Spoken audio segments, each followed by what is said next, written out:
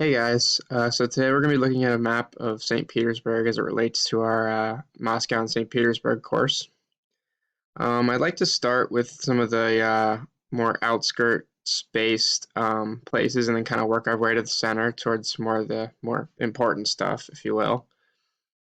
I added some stuff that's not particularly mentioned in the classes or books, but I thought were kind of historical landmarks that give a context to where other important parts of the city are based on texts we've read. So first I want to start with a place called the Narva Gate. During Bloody Sunday, which was during the 1905 revolution, a march was led there by Father Gapon. And during this time, he was fired upon by government troops, ended up killing about 40 people in his procession and injuring a bunch more. This just kind of gives context that the revolution happened all across the city. We'll see other points of conflict and revolution during that time. And one of the major places that a lot of revolutionary activity comes from is Vasilevsky Island. We see that mentioned in the book Petersburg. It's the location of Dudkin's house and his terrorist headquarters. It was also a very important place during the 1905 revolution. We see a lot of factories in this area, and a lot of the revolutionary activity that started off that conflict came from factory strikes. Another important place in St. Petersburg during this time would be Tudara Palace, or the local state Duma office.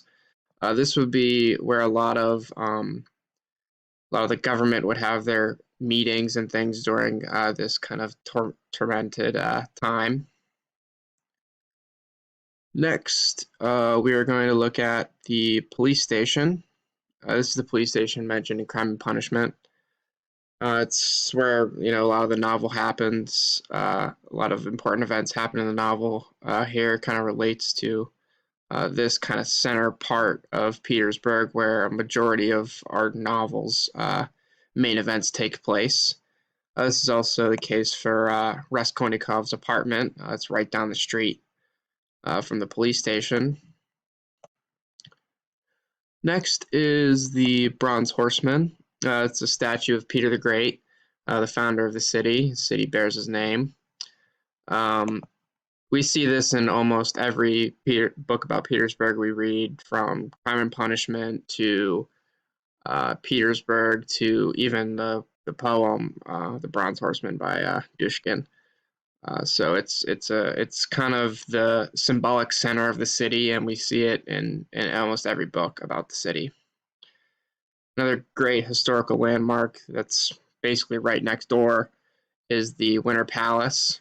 It's the site of the main Bloody Sunday massacre, in which Father Gapon led another procession after the Narva Gate one.